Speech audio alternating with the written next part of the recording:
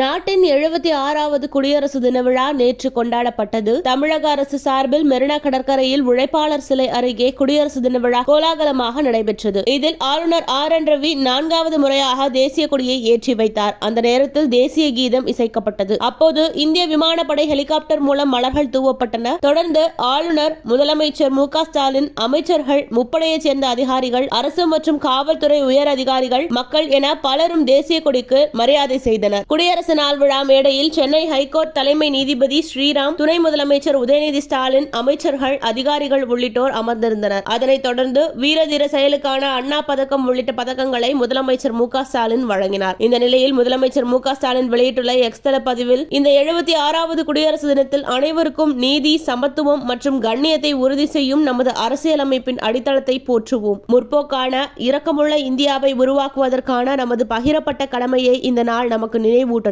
அனைவருக்கும் நம்பிக்கையும் நோக்கமும் நிறைந்த குடியரசு தின வாழ்த்துக்கள் என தெரிவித்திருந்தார்.